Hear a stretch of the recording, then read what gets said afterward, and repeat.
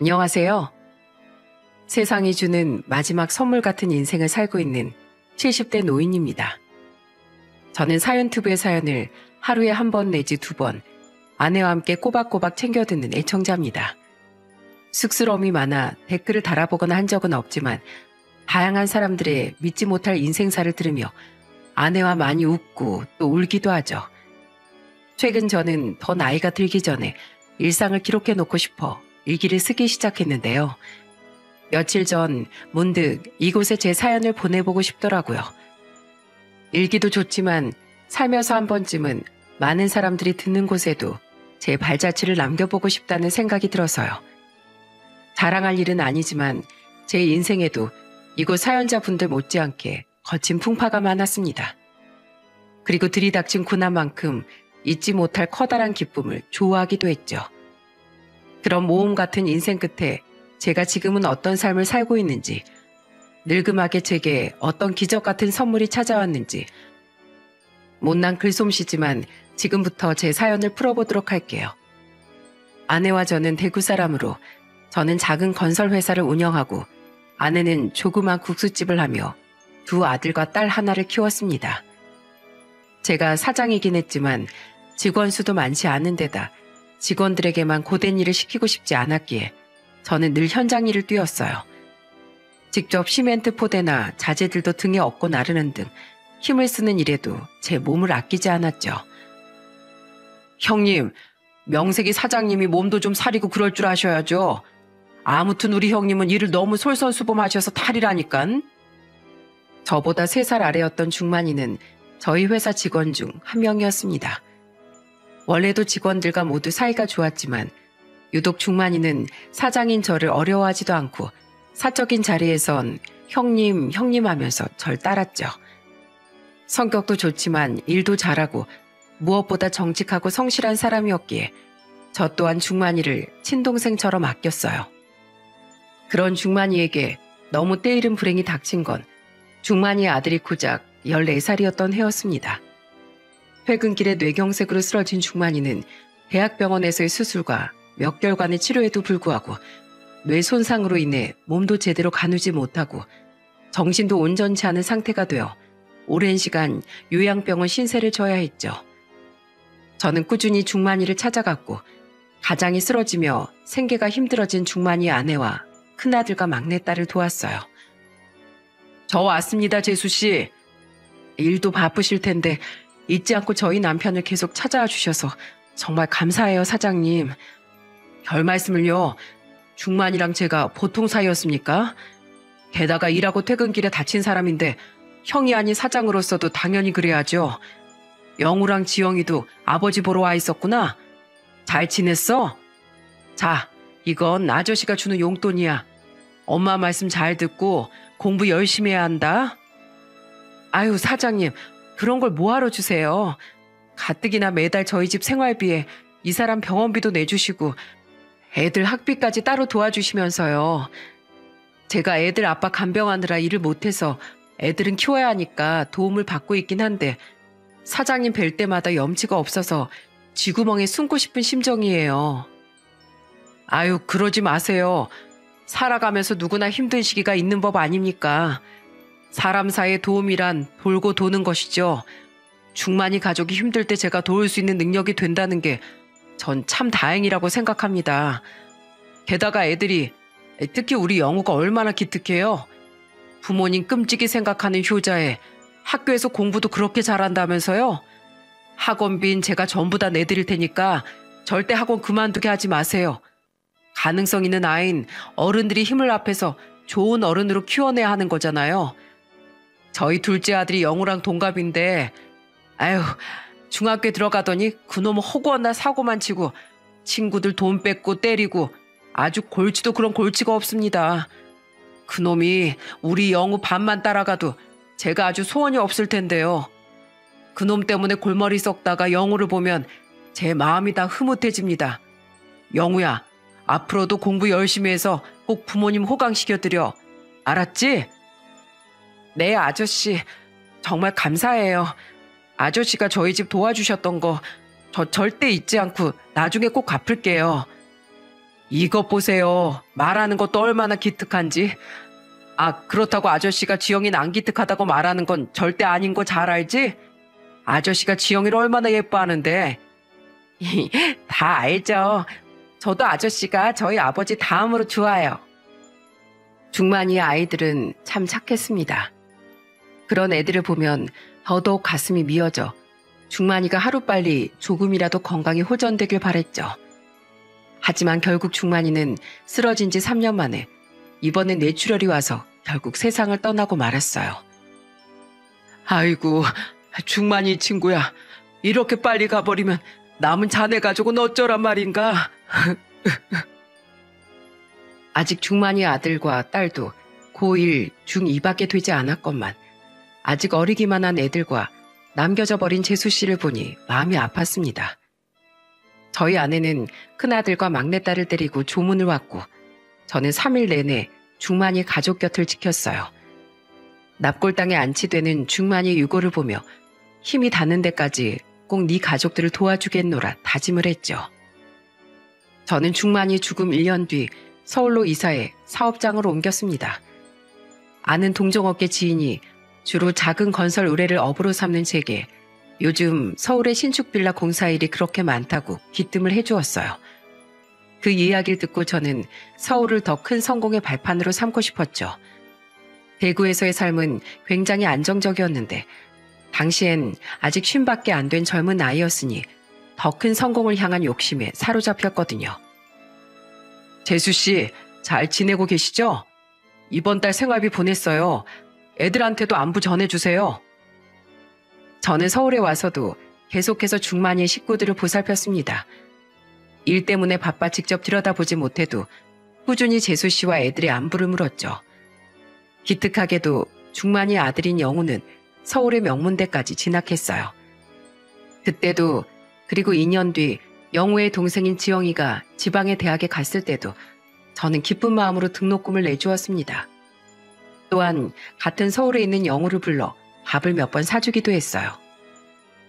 애들이 졸업할 때까지 쭉 학비를 책임지고 싶었건만 지영이가 대학을 간 해 재수 씨가 제 회사 앞까지 절 찾아왔더군요. 그리고 재수 씨는 그달에 제가 보냈던 생활비를 현금으로 찾아와 돌려주며 이렇게 말했죠. 사장님, 더 이상 저 일 안 도와주셔도 됩니다. 사실 진즉부터 이랬어야 했는데 자식들 앞길을 막고 싶지 않은 마음에 그만 제가 욕심을 부렸네요. 애들 아빠가 하늘로 간 뒤 식당에서 일하면서 저 열심히 돈 벌고 모았습니다. 거기다가 그동안 사장님께서 도와주신 덕분에 작게나마 다시 자가를 얻을 돈도 모았고 애들 대학 공부시킬 돈도 어느 정도 모아놓을 수 있었어요. 그러니까 사장님, 이제 도움은 받지 않겠습니다. 그동안 피가 통하는 가족보다도 더 가족처럼 우리를 도와주셔서 정말 감사드립니다. 사장님이 아니었다면 애들을 대학에 보낼 수도, 아니, 최소한의 살림마저 유지할 수 없었을 거예요. 비록 지금은 아직 살기가 빠듯해서 사장님께 받은 은혜를 갚지 못하겠지만 언젠간 반드시 지금보다 훨씬 좋은 모습으로 찾아뵙겠습니다. 정말 머리 숙여 다시 한번 감사드려요, 사장님. 하늘에 있는 우리 애들 아빠도 절대 사장님에 대한 고마움을 잊지 못할 겁니다. 그 뒤 재수 씨는 제가 생활비를 보내도 다시 통장으로 돌려보내길 반복했습니다. 게다가 자가를 사서 이사할 거라던 재수 씨는 제게 이사할 집의 주소조차 알려주지 않더군요. 영우와 지영이 또한 재수 씨와 입을 맞춘 건지 저와 연락을 아예 끊어버렸어요. 아마 재수 씨가 돈을 받지 않으니 애들에게라도 도움을 주려던 제 마음을 읽은 것 같았죠. 그렇게 저는 중만이 가족과의 연락이 끊겼습니다. 그 뒤 갑자기 회사에 큰 위기가 닥쳐 정신없이 회사를 살리느라 그들의 존재를 잠시 잊고 몇 년간 회사 일에만 매달렸어요. 우여곡절 끝에 일이 안정되고 나서야 중만이 가족들이 생각났지만 이미 연락이 끊긴 지 오래고 애들이 성인이 되는 모습까지 지켜봤으니 이젠 어디선가 분명 잘 살겠지 싶어 마음으로만 그들을 응원하면서 살아가기로 했죠. 아내는 서울로 올라오며 국수집을 접었습니다. 큰아들은 지방에 있는 대학을 졸업하고 서울에 취업을 했고 삼남매 중 가장 똑똑했던 막내딸 또한 명문대는 아니지만 서울에 이름 있는 대학을 나와 제법 괜찮은 회사를 다니기 시작했어요. 유일한 골칫덩이는 학창 시절부터 문제아였던 둘째였습니다. 조직에 몸을 담고 폭행으로 인한 전과가 몇 개나 있던 작은 아들은 아무리 제 자식이지만 정말 쓰레기 중에 쓰레기였어요. 어떻게든 내 자식이라고 화도 내고 설득도 하며 품어보려고 했지만 어림도 없는 짓이었죠. 사람을 또 때린 그놈은 요구한 합의금을 제가 절대 못 내주겠다고 하자 저에게까지 손을 휘두르려 들었고 말리던 아내와 큰아들 그리고 딸에게 서슴없는 욕설까지 마구 퍼부어대더군요. 결국 전 피눈물을 머금고 아들에게 절연을 선언했습니다. 참, 낳아줬다고 더럽게 유세 떠네. 아, 예. 나중에 댁 황천길 갈 때 유산이나 두둑이 받으러 오겠습니다. 어디 잘 먹고 잘 살아보시오. 마지막까지 작은 아들은 차마 이곳엔 적지도 못할 가진 욕설을 다 퍼붓곤 가버렸어요. 그렇게 우린 세 자식 중 하나를 잃게 되었습니다. 그 뒤로 작은 아들은 단 한 번도 우리를 찾아오지 않았죠. 아내와 저는 남은 두 자식만을 바라보며 꿋꿋이 작은 아들에 대한 슬픔을 잊어보려고 노력했습니다. 하지만 아내와 저는 어느 날 또다시 자식을 잃는 커다란 불행을 감내해야 했습니다. 아이고 민재야, 이게 대체 무슨 짓이냐? 어떻게 연말 두고 자식이 먼저 가는 불효를 저지른단 말이야? 두 번째로 아내와 제 곁을 떠난 건 바로 큰아들이었습니다.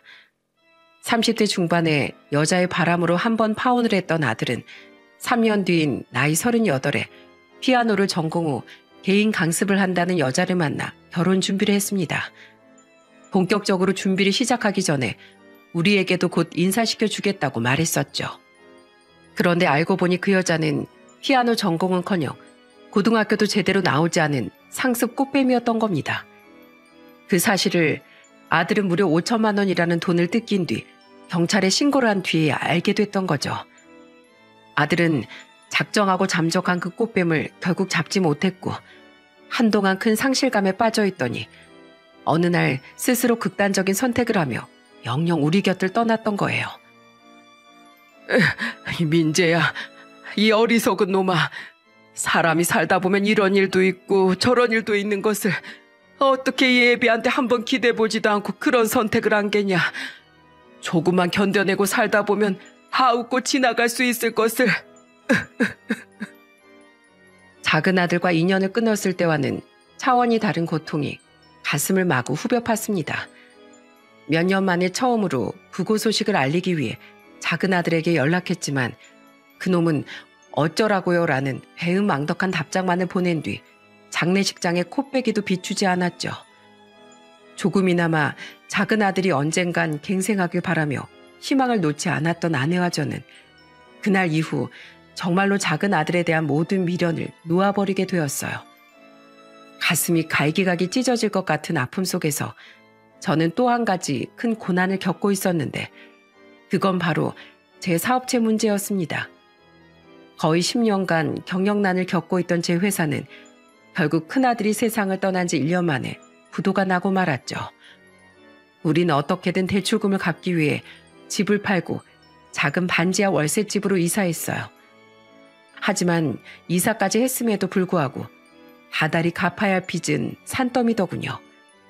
엎친 데 덮친 격으로 저는 허리를 크게 다쳐 아무 일조차 하지 못했습니다. 당시 68살이었던 절 받아주려던 일자리가 없어 어떻게든 돈을 벌려고 막노동을 나갔다가 그만 허리를 다쳐버렸거든요. 아내는 그 나이에 식당 설거지 일을 구해야 했고 모자란 생활비는 회사를 다니던 딸이 충당을 해주었어요. 가족에게 너무 면목이었고 그냥 죽고만 싶더라고요. 아빠, 다 괜찮아질 거예요. 너무 자책하지 마세요. 그래요, 여보. 이참에 평생 모시던 거 다 몰아신다고 생각하고 푹 쉬어요. 갑자기 닥친 연이은 불행에 자신들도 힘들었을 텐데 아내와 딸은 저를 위로해 주었습니다. 하지만 아내와 딸 또한 제게 말하지 못했을 뿐 서서히 마음에 병이 들고 있었더군요.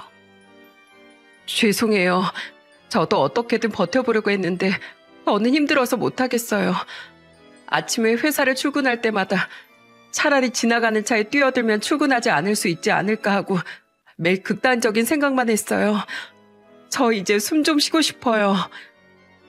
딸은 집안이 폭삭 가라앉은 지 2년 뒤 회사를 그만두었습니다. 이유는 우울증과 직장 내 따돌림이었죠. 그전에도 회사에서 바른 말을 하던 딸을 못마땅해 하는 사람들이 많았다더군요.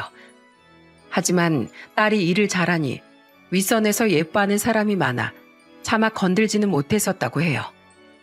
그런데 큰아들이 갑작스럽게 떠나고 집안까지 망하다 못해 저까지 병상에 눕게 되자 딸은 우울증에 시달리게 된 겁니다. 처음엔 우울증인지 몰랐는데 자꾸만 회사에서 집중도 안 되고 능률도 떨어지고 실수도 잦아지니까 날 못마땅하게 보던 사람들이 이때다 싶어서 대놓고 날 욕하고 따돌리더라. 위에서도 그 사람들 말만 듣고 날 못마땅해 하기 시작했고 자꾸만 회사에서 위축되는 데다 우울증도 계속 심해지니까 그냥 회사에 있는 시간 자체가 지옥처럼 느껴졌어. 당시 허리를 치료한 저는 한 건물의 경비원으로 일하고 있었어요. 저는 딸에게 제 벌이가 있으니 조급해하지 말고 천천히 다시 취업 준비를 하라고 했죠.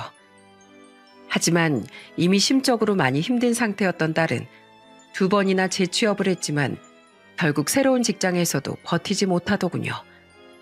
결국 딸은 집안 사정이 이런데 놀 수만은 없다며 아르바이트를 나가기 시작했습니다. 자식들 중 가장 똑똑하고 씩씩했던 딸의 안타까운 모습에 저 아내는 남몰래 눈물을 삼킬 수밖에 없었어요. 그런데 딸이 일을 그만둔 지 2년 뒤 저와 딸을 한 번씩 강타한 불행은 이번엔 제 아내에게까지 마술을 뻗치더군요. 암? 당신이 암이라고? 네, 그래도 다행히 초기라네요. 수술받고 치료만 잘 받으면 생명에 지장은 없을 거래요. 물론 재발을 조심하긴 해야겠지만요. 예전 장모님이 위암으로 돌아가신 후 아내는 꾸준히 건강검진을 받아왔어요. 암은 유전이라는 말을 누군가에게 듣고는 집안에 환자가 있으면 가족이 더 고생하는 법이라며 말이죠. 그해 건강검진에서 이상 소견이 발견된 아내는 정밀 검사 끝에 위암 판정을 받았습니다. 아무리 초기라도 저는 아내에게 너무 미안했어요.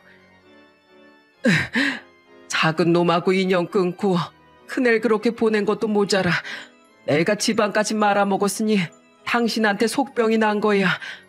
결국 모든 건 다 내 탓이야. 정말 미안해. 괜찮다는 아내를 붙잡고 참 많이 울었습니다. 문제는 아내의 병원비와 아내가 일을 그만두게 됨으로써 더욱 모자라게 된 생활비로 저는 아내의 암성과 동시에 현실적인 문제에 부딪힐 수밖에 없었습니다. 아내는 더 늦기 전에 수술을 받았고 며칠간의 입원 뒤엔 입원과 퇴원을 반복하며 항암 치료를 받게 되었어요. 딸은 아르바이트를 하며 아내의 병간호를 도맡았죠. 그리고 저는 화물 운송 자격증을 딴 후 경비 일을 그만두고 회사 위탁 차량을 빌려 택배 배달 일을 시작했어요.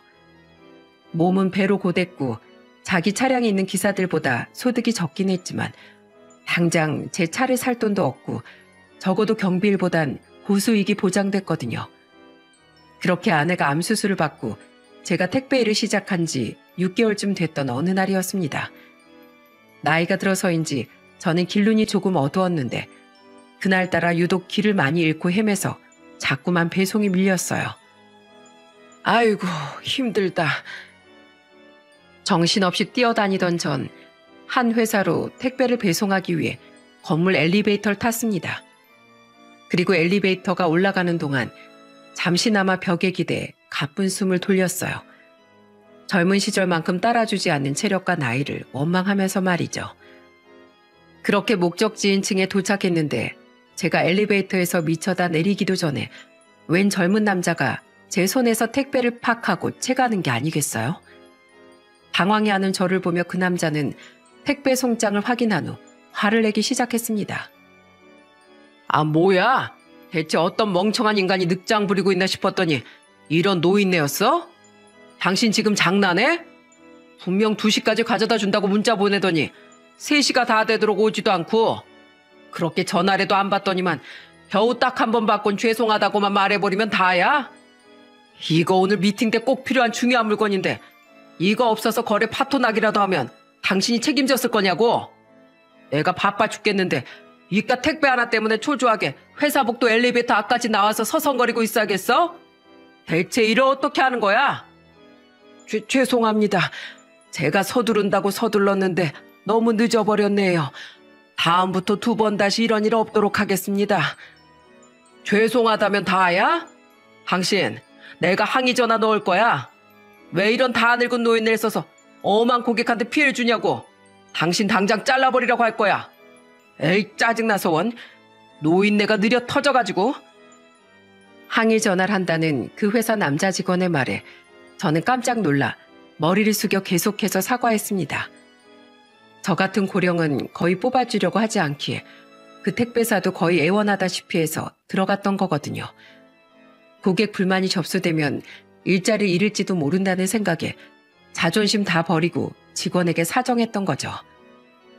정말 죄송합니다. 제발 회사에만은 전화하지 말아주세요. 만약 피해보신 부분이 있다면 제가 어떻게든 배상을 하겠습니다. 배상? 이거 어떻게 하나? 내가 고민 좀 해봐야겠네. 난 참 마음이 약해서 탈이야. 너무 치욕스러웠지만 아픈 아내를 생각하며 꾹 참았습니다. 저는 숙인 허리를 펴지 않고 계속해서 고개를 숙이고 있었어요. 그런데 그때 옆에서 화가 난 투의 웬 남자 목소리가 들려오더군요. 박 대리, 자네 지금 뭐 하는 짓이야? 내가 무슨 일인가 싶어 조금 전부터 뒤에서 지켜봤는데 좋게 아버지 뻘은 돼 보이는 분한테 이 무슨 무례한 짓이냔 말이야? 대표님, 언제부터 거기 계셨어요? 말씀을 하시지.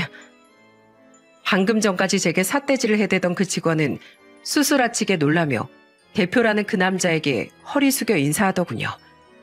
저는 숙였던 고개를 들어 무심코 그 대표라는 사람을 바라보았어요. 그런데 이상하게 굉장히 낯이 익더라고요.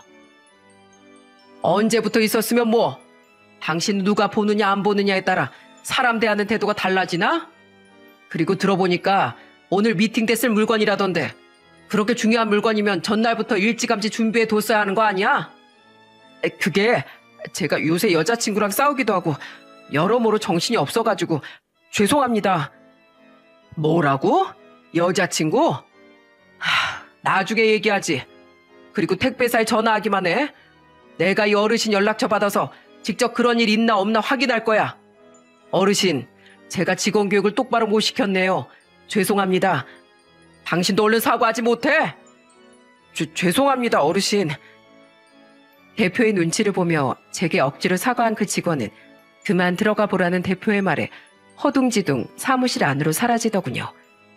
그 와중에도 저는 대체 왜 낯이 익나 싶어 그 대표의 얼굴에서 눈을 떼지 못했는데 직원이 사라지자 그 대표 또한 저에게 다시 고개를 돌리더니 물끄러미 저를 바라보더라고요. 그리고 조심스럽게 열린 대표 입에서 나온 말에 그제야 저는 대표의 정체를 알고 까무러칠 듯 놀랐습니다. 저 어르신, 혹시 30년 전에 대구에 안 사셨어요? 아니, 한 22년 전까지만 해도요. 대구? 아, 많이 낯이 익나 했더니만 사장님도 대구에 사셨나요? 늙으니까 기억력이 영 정 같지 못합니다. 맞죠? 조희성 아저씨 맞죠? 아저씨, 저 기억 안 나세요? 저 영우예요, 강영우. 아저씨 회사 직원이던 강중만 아들 강영우요. 그 대표는 바로 아주 오래전 연락이 끊겼던 저희 회사 직원 중만이 아들인 영우였던 거예요. 드문드문이긴 해도 그렇게 오랜 시간을 봐왔는데 어쩜 이렇게 까맣게 기억이 안 났나 싶었죠. 누군지 알고 보니 갓 성인된 청년일적 얼굴이 고스란히 남아있었는데 말입니다. 저는 반가운 마음에 한박 웃음을 지으며 감탄했어요. 영우로구나. 그래, 들으니까 알겠다. 아이고, 그 새파랗게 젊었던 애가 언제 이렇게 근사한 남자가 됐어? 어디 보자. 네가 올해 몇 살이더라? 어? 저 올해로 벌써 40이에요, 아저씨. 시간 정말 빠르죠? 아저씨, 그동안 어떻게 지내셨던 거예요? 벌써 70도 넘으셨을 텐데 회사는 어쩌시고 이런 힘든 일을 하고 계세요? 네? 아, 살다 보니 사람 인생이 어찌 될지 한 치 앞도 모르는 거더라고. 너 이 녀석 정말 잘 자랐구나. 그렇게 공부를 잘하더니 회사 대표까지 된 거야? 시작한 지 오래 안 된 벤처기업이라 아직 작은 회사예요. 대표라곤 해도 별로 대단한 것도 아닙니다. 그렇구나. 어머닌 잘 계시고 지영인 잘 지내니? 다들 잘 지내고 있어요. 죄송해요, 아저씨. 좀 살만해지고 난 뒤에 아저씨를 찾고 은혜부터 갚았어 했는데 아저씨 집도 이사가고 연락처도 바뀌셨더라고요. 아저씨 회사 이름은 검색해도 주소는커녕 아예 정보가 안 나왔고요. 그래도 수소문이라도 했어야 했는데 제가 막 창업한 회사 때문에 정신없는 와중에 어머니가 암에 걸려서 오랫동안 투병을 하셨어요. 혼이 쏙 빠진 상태로 거의 30대 대부분을 보냈더니 벌써 세월이 이렇게 됐네요. 정말 죄송해요. 아이고, 그랬구나. 죄송하긴 뭐가 죄송해. 내가 이사도 몇 번 하고 연락처도 2-번 바뀌어서 더 찾기 힘들었을 게야. 회사는 대구에서 하던 회사를 서울로 옮겨왔다가 잘 안 풀려서 사업자 접고 잠시 쉬었어. 그리고 새 출발하는 마음으로 새 회사를 차려서 제법 잘 됐었는데 결국 4년 만에 쫄딱 망하고 말았지. 어찌 됐든 네가 이렇게 잘 자란 모습을 보니 내가 다 흐뭇해지는구나. 그런데 재수 씨 지금은 좀 괜찮으신 게야? 아, 그래서 제가 회사를 못 찾았구나. 어머님 괜찮으세요? 2번이나 전이까지 된 채로 재발돼서 하루하루 가슴 조마조마하게 살았는데 다행히 마지막으로 재발한 이후로는 3년째 재발도 없고 상태도 호전적이세요. 마지막 항암 치료도 얼마 전에 끝나서 앞으로 담당 교수님이 꾸준히 추적 검사만 받으면 될 것 같다고 말씀하신 상태고요. 정말 기적이었어요. 잘 됐구나. 분명 하늘에서 네 애비가 도왔던 게다. 저는 회사 복도에 서서 그동안 영우가 얼마나 좋은 여자를 만나 가정을 이루고 지영이는 어떤 남자와 결혼하게 됐는지, 또 현재 영우와 합가에 살고 있는 재수 씨는 얼마나 잘 지내고 있는지에 대한 시시콜콜한 이야기를 전부 들을 수 있었습니다. 그리고 영우의 최근에 저는 머뭇거리며 그동안 제게 닥쳤던 수가지의 불행에 대해서도 전부 털어놓게 되었죠. 말도 안 돼. 하늘도 무심하시지. 아저씨처럼 좋은 분께 왜 계속 그런 불행한 일이 생긴 거죠? 제가 진즉에 아저씨를 찾아서 도왔어야 했어요. 정말 죄송해요. 됐다. 내 불행에 네가 죄송할 일은 하나도 없단다. 이 인생사 세옹지 말라고 어떻게 불행이 사람을 가려가면서 찾아오겠니? 제 이야기를 듣자 영우는 눈에 띄게 안색이 어두워졌습니다. 우린 어떻게든 더 이야기를 이어가고 싶었는데 순간 배송해야 될 택배가 잔뜩 밀려있다는 생각이 퍼뜩 들더군요. 내 정신 좀 봐라. 얘 영우야. 내가 지금 배송이 많이 밀려서 얼른 가봐야 한단다. 너무 아쉬워요, 아저씨. 그럼 저한테 연락처 주시겠어요? 저희 어머니랑 지영이랑 다 같이 꼭 만나요. 가끔씩 아저씨 이야기 나올 때마다 다들 아저씨를 엄청 보고 싶어 했거든요. 전 영우와 연락처를 교환한 뒤 아쉬운 마음을 뒤로하고 일을 하러 자리를 떠났습니다. 그날 집으로 돌아와 아내에게 영우 이야기를 해주니 아내는 눈을 반짝이며 좋아하더군요. 세상에 이런 일이 있나. 어떻게 그런 데서 마주친담? 생전 중만 씨를 닮았으면 정말 호탕한 청년이 됐겠어요. 쓰러지기 전에 당신하고도 오고 따로 애들만 데리고도 종종 내 국수집에 와서 형수님 국수가 세계 최고라고 웃던 중만 씨 모습이 눈에 선하네요. 참 좋은 사람이었는데 아들이 그렇게 잘 컸으니 하늘에서 얼마나 흐뭇해하고 있겠어요. 그리고 그 주 주말 저는 저희 가족과 함께 중만이의 가족 모두를 오랜만에 만날 수 있었답니다. 영우가 우리 가족에게 꼭 식사 대접을 하고 싶어 했거든요. 예약된 식당 룸에 들어가자마자 가장 먼저 자리에서 일어나 제게 달려온 사람은 바로 재수 씨였어요. 사장님. 재수 씨는 제 손을 잡고 눈물을 흘리더군요. 암투병을 오래 했다던 재수 씨는 전보다 많이 마르고 늙은 모습이었지만 눈매에선 여전히 단호하고 올곧은 성정이 느껴졌죠. 잘 지내셨어요, 재수 씨? 무사히 암을 이겨내셨다면서요? 거기다가 자식들까지 이렇게 훌륭하게 키워내셨으니 정말 장하십니다. 이게 다 사장님 덕분이지요. 제가 진즉에 사장님을 찾았어야 했는데 제 몸뚱이 하나만 살피느라 참 배은망덕하게 살았습니다. 너무 죄송해요, 사장님. 아이고, 누가 영우 모친 아니랄까봐 영우랑 아주 똑같은 소리를 하시네. 전혀 그럴 것 없습니다. 오히려 다들 이렇게 잘 살고 있으니 제가 기뻐서 눈물이 날 것 같네요. 저는 눈물을 손등으로 닦아내던 재수 씨를 아내에게 인사시켰습니다. 나이 들었지만 여전히 고운 두 여자는 서로 손을 맞잡으며 안부를 물었어요. 오랜만입니다, 사모님. 제 남편 장례식 때 뵙고 처음 뵙네요. 그보다 먼저 찾아뵙고 인사드렸어야 했는데 남편 막 보내고 먹고 사느라 바빠서 미처 찾아뵙지도 못했습니다. 죄송합니다. 아닙니다. 저도 중만씨 아내분이 잘 지내시는지 참 많이 궁금했습니다. 영우 어머니, 그동안 암투병으로 많이 힘드셨다고요? 고생 많으셨습니다. 건강해 보이셔서 제 마음이 다 좋네요. 감사합니다. 실례지만 사모님도 지금 암투병 중이시라고 들었어요. 부디 꼭 쾌차하시길 빕니다. 아내와 재수 씨는 서로 암에 대한 근황을 물으며 웃지도 울지도 못할 안부를 서로 전하더군요. 그 뒤로 환하게 웃으며 영우는 우리 딸에게 악수를 청했고 어느새 몰라보게 성숙한 숙녀가 된 지영이는 와락 제게 안겼어요. 아저씨, 언제 이렇게 할아버지가 되셨어요? 정말 보고 싶었어요. 우리 지영이 잘 지냈지? 미용사로 일하면서 좋은 남편도 만나고 예쁜 딸도 낳았다고 들었다. 분명 네 딸도 널 닮아 명랑하고 예쁠 거야. 그렇지? 우리 모두 웃음이 마르지 않은 시간을 보냈습니다. 그런데 자리가 거의 마무리되어 갈 때쯤 영우는 상상도 못한 제안을 내뱉더군요.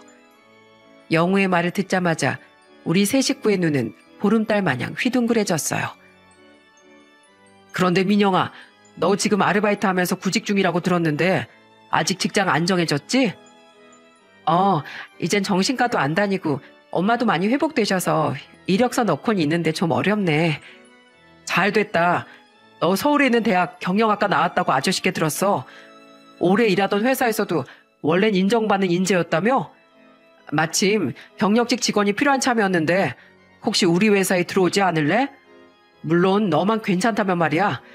우리 회사 아직 직원 수도 몇 되지 않는 작은 회사지만 나름대로 내가 열심히 애정을 가지고 키웠어. 그런데 회사를 운영하다 보니까 뼈저리게 알겠더라. 오래도록 함께 일할 좋은 직원을 찾는 게 얼마나 힘든 일인지. 아저씨 딸인 민영이 너라면 내가 믿을 수 있을 것 같은데 나랑 같이 우리 회사 더 크게 키워보지 않을래? 얼굴을 붉히며 기어 들어가는 목소리로 대답하던 딸은 영우의 말에 입을 떡하고 벌렸어요. 딸이 그토록 원하던 취업을 시켜준다던 말에 저와 아내 또한 심장이 두근거렸죠. 나를 취업시켜준다고? 정말이야, 오빠? 그럼 네가 와준다면 난 정말 든든할 거야. 대신 한 가지 조건이 있어. 뭔데? 말만 해. 뭐든 다 지킬게. 회사에선 나한테 오빠 말고 대표님이라고 하고 존댓말도 해야 한다. 당연하지. 고마워, 오빠. 아니, 감사합니다, 대표님. 저 정말 열심히 할게요. 사석에선 그냥 오빠라고 해줘. 정없어 보이잖아. 나도 앞으로 잘 부탁해. 그동안 구직에 대한 고충이 심했던 모양인지 딸은 결국 울음까지 터뜨렸습니다. 아내는 딸을 감싸 안으며 함께 울었고 저는 연신 영우에게 고맙다는 인사를 했죠. 하지만 고마운 일은 그게 끝이 아니었답니다. 그리고 아저씨, 여쭤보기 조심스럽지만 여태껏 대출금 제때 갚지 못해서 신용 불량자 되실 뻔한 게 한두 번이 아니라고 하셨죠? 아저씨 그 빚 제가 대신 갚아드리고 싶어요. 예전에 아저씨가 우리 가족을 먹여 살려주셨으니 이젠 제가 아저씨를 돕게 해주세요. 뭐? 아니다. 괜찮다. 난 너랑 너희 가족들 다시 만나서 기뻤던 거지. 예전에 도와준 일에 대한 대가를 바란 게 아니야.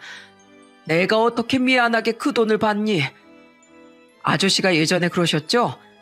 보험은 돌고 도는 거라고요. 그리고 저희 가족을 도와줄 수 있는 형편이 되는 것만으로도 기쁘다고 하셨잖아요.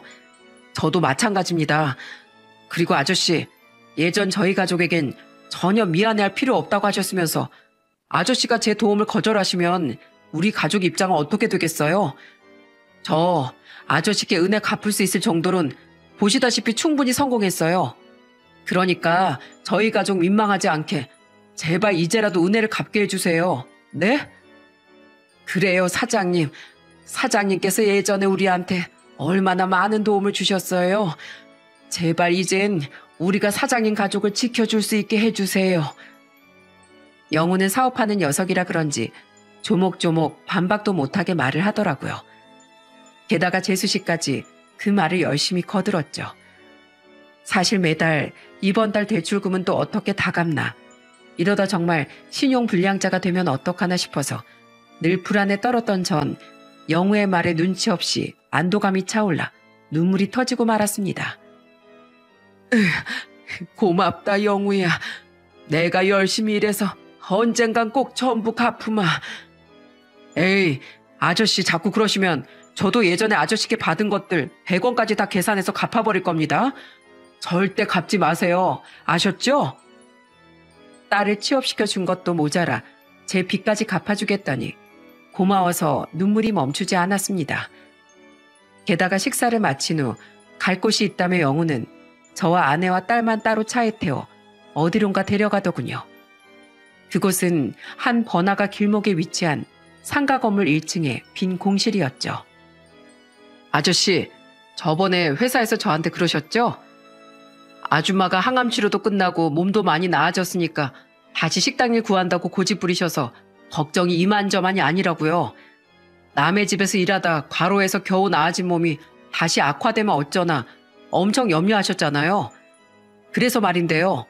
아저씨도 연세가 있으신데 고된 일 그만두시고 아줌마랑 여기서 국수집 여시는 거 어때요? 저 아직도 기억하고 있어요. 국수 가게 하시던 아줌마의 그 기가 막히는 국수 맛이요. 아저씨, 제가 며칠 동안 발에 땀 나도록 발품 팔아가면서 알아본 것 중에 여기가 제일 상권도 위치도 좋더라고요. 제가 여기에 국수집 차려드릴 테니까 두 분이서 국수집 다시 운영해보세요. 네? 아저씨는 옆에서 아줌마 무리 못하시게 지켜볼 수 있어서 좋고 아줌만 아저씨 택배 일하다가 허리 또 다치실까 걱정 안 해도 되셔서 좋잖아요. 아니 이 녀석아, 대체 어디까지 은혜 갚는다는 명목으로 우리에게 돈을 퍼다 줄 셈이냐? 어? 됐다, 그만두거라. 우리도 염치라는 게 있는 사람들이야. 그래 영우야, 네 마음은 고맙다만 가게 차리는 게 한두 푼도 아닌데 너무 부담스럽구나. 앞으로 더는 두 분 부담스럽게 만들지 않을게요. 그러니까 딱 여기까지만 받아주세요. 두 분이 무리하다가 더 많이 건강을 잃으시면 저 정말 너무 슬플 것 같아서 그래요. 매달 월세를 내드린다는 것도 아니고 딱 가게 인테리어랑 창업 비용까지만 도울 수 있게 해주세요. 안 그러면 저 제 마음대로 집까지 사서 두 분께 드려버릴 거예요. 영우는 다 큰 놈이 저와 아내를 껴안으며 애교 있게 조르는 신용을 했어요. 장난스럽게 분위기를 풀어가려는 영우에게 너무 고마워 아내와 저는 또다시 바닥에 쪼그려 앉아 눈물을 펑펑 흘리고 말았죠. 그렇게 영우는 마치 구세주처럼 자괴감에 빠져있던 딸을 구해주고 신용불량자가 될 위기에 놓인 저를 돕는 것도 모자라 아내와 함께 할 수 있는 멋진 국수 가게까지 차려주었습니다. 벼랑 끝에 몰렸던 제게 영우라는 존재는 마치 기적과도 같았어요. 너무 고마운 영우를 실망시키지 않기 위해 저는 가게를 열기 전부터 아내에게 열심히 국수 만드는 법과 노하우를 배웠습니다. 아내의 국수 실력이야 뭐 가게를 접고 나서도 종종 맛보곤 했으니 의심할 여지가 없었어요. 그렇게 2년이 흐른 지금 우린 월세집에서 방 2개짜리 전셋집으로 이사를 했습니다. 또한 아내와 제 국수 가게는 제법 성황리에 운영되고 있답니다. 막 유명하진 않아도 근처 회사원들과 동네 주민들에겐 제법 맛집으로 소문나 점심과 저녁 시간엔 넓지 않은 매장이 발 디딜 틈 없이 붐비곤 해요. 여태 재발 없이 꾸준한 추적 검사만 받고 있는 제 아내는 눈에 띄게 건강해진 모습으로 신이 나서 국수를 팔곤 하죠. 아저씨, 아줌마, 저희 왔습니다. 와, 손님이 여전히 많네요. 영우 왔어? 아이고, 우리 동우랑 소민이도 엄마랑 같이 왔구나. 안녕하세요, 할아버지. 그래, 어쩌냐. 아유, 지금 너무 바빠서 먹으려면 좀 기다려야겠다. 우선 여기 좀 앉아있거라. 그래요? 여보, 애들이랑 잠깐 앉아있어. 난 아줌마랑 아저씨 좀 돕고 올게. 아저씨, 앞치마 입고 저 들어가서 설거지부터 하면 되죠? 아니면 서빙을 할까요? 직원을 몇 쓰고 있긴 하지만 가끔 눈코 뜰 새 없이 바쁜 날이 있어요. 마침 그럴 때 지영이나 재수씨 그리고 영우가 방문하는 날이면 다들 자기 일처럼 앞치마를 메고 우리를 도와주곤 합니다. 아무리 그러지 말래도 소용이 없길래 나중엔 체념하고 대신 국수를 꽃배기로 주곤 한답니다. 참치 마요가 들어간 주먹밥과 왕만두는 덤으로 말이죠. 2년 전 재회한 지 얼마 되지 않아 저는 영우의 아내와 아이들 그리고 지영이의 남편과 딸을 소개받았는데 애들도 참 착하고 예쁘고 자신들을 닮아 어쩜 그렇게 좋은 배우자들을 만났는지 보는 제가 다 흐뭇해지더라고요. 언니, 이번에 추적검사 받았어? 뭐래? 아무 문제 없대. 그나저나 넌 나야 초기에 발견돼서 짧게 투병한 게 다라지만 넌 2번이나 재발했었다며. 난 네가 더 걱정이야. 나도 괜찮대. 아유, 이 지긋지긋한 암 얼른 완치 판정 받아서 작별하고 싶네. 나도 그렇다.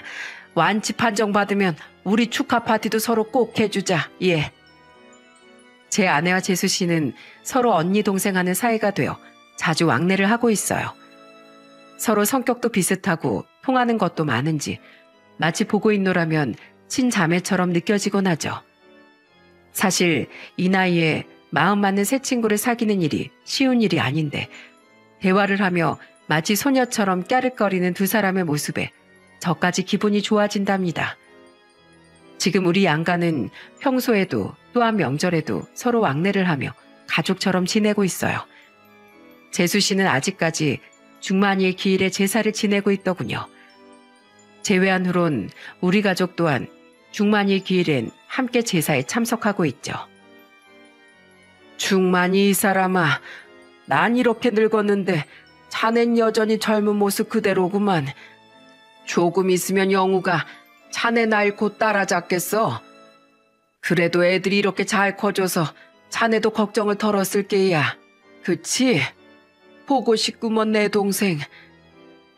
오랜만에 보는 중만이의 사진에 대고 읊조리니 마치 어제 만난 듯 생생하게 중만이가 떠올랐습니다. 세월이 참 빠르다 싶어 문득 서글픈 마음이 들기도 했죠. 저희 딸은 영우의 회사에 입사한 후 아무런 문제 없이 씩씩하게 회사 생활을 하고 있습니다. 혹시 딸이 또다시 회사에 적응하지 못해 힘들어할까봐 몰래 영우에게 딸의 회사 생활에 대해 물어본 적이 있어요. 민영이 성격 완전 좋던데요. 일도 잘하고 쾌활하고 오자마자 회사에서 완전 인싸됐어요. 인싸가 뭐냐? 인기인이다. 뭐 그런 요즘 사람들 용어예요. 아무튼 민영이를 회사에 부르길 정말 잘했어요. 다방면으로 아는 것도 많고 일도 잘하고 완전 인재 중에 인재였다니까요. 이전 회사 사람들은 분명히 민영이를 질투한 걸 거예요. 영우의 말을 듣자 그제야 마음이 놓였어요. 그리고 이건 딸도 모르는 사실인데 영우가 기뜸해주길 딸이 요새 거래처 직원인 한 동갑내기 젊은이라 반년간 연애 중이라고 하네요. 들어보니 다니는 회사도 탄탄하고 사람도 서글서글 하다더군요. 나이가 38살이나 된 것이 언제 시집가려나 아내와 내심 걱정했는데 덕분에 조만간 딸이 즐거운 소식을 들려주길 나날이 고대하는 중이랍니다. 아, 저에게 막말을 퍼부었던 그 직원 있죠? 그 직원은 택배 일이 있은 후 3개월도 되지 않아 잘렸다고 해요. 알고 보니 원래도 근무 태도도 좋지 않고 일적으로 문제도 많은 직원이었는데 지인 추천으로 입사시킨 직원이라 주의만 주며 지켜보고 있었다더군요. 그러다 결국 큰 거래를 망칠 뻔한 엄청난 실수를 저질러 책임을 지고 퇴사하는 것으로 마무리를 지었다더라고요. 하나를 보면 열을 안다고 인성만큼이나 능력도 책임감도 최악인 직원이었다며 영우는 혀를 끌끌 차더군요. 여러분, 제 인생에 찾아온 마지막 선물은 바로 중만이의 식구들과의 재회였습니다. 그들과의 재회로 인해 우리 가족은 인생 최악의 위기에서 벗어났고 잊고 살았던 행복이라는 것과도 다시금 조우하게 됐으니 그들이라는 존재 자체가 제겐 선물이었던 거예요. 비록 여전히 큰아들을 잃은 슬픔에 가슴 저린 날도 많고 인연을 끊은 작은 아들 때문에 속이 꽉 메이는 순간이 있기도 하지만 저는 앞으로 아내와 딸과 행복하기만 할 미래를 꿈꾸며 열심히 살아가려 합니다. 또한 아내와 재수 씨의 암이 2번 다시 재발하지 않기를 바라며 제 건강관리 또한 열심히 할 생각이랍니다. 가능한 한 건강하고 행복하게 살아가는 것, 그것이 중만이의 가족들이 우리에게 베풀어준 선물에 보답하는 가장 현명한 길이니까요. 여러분, 제가 이 사연을 보내게 된 이유는 과거 자신의 행동은 언젠가 어떤 형태를 취하든 미래의 자신에게 돌아온다는 말을 하고 싶어서입니다. 인생사 세옹지마라고 인생의 기륭화복은 변화가 많아서 앞날을 예측하기가 어렵다죠.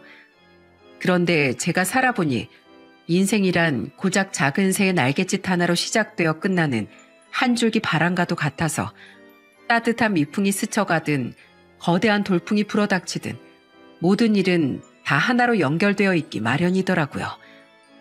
그러니 비록 전부는 아니어도 대부분의 현재 일은 과거 자신의 행동으로부터 비롯된 일에 대한 결과일 때가 많죠.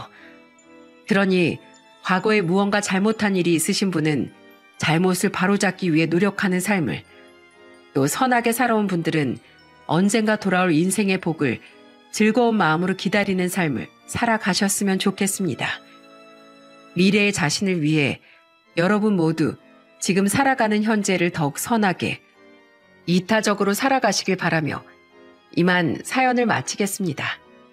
감사합니다.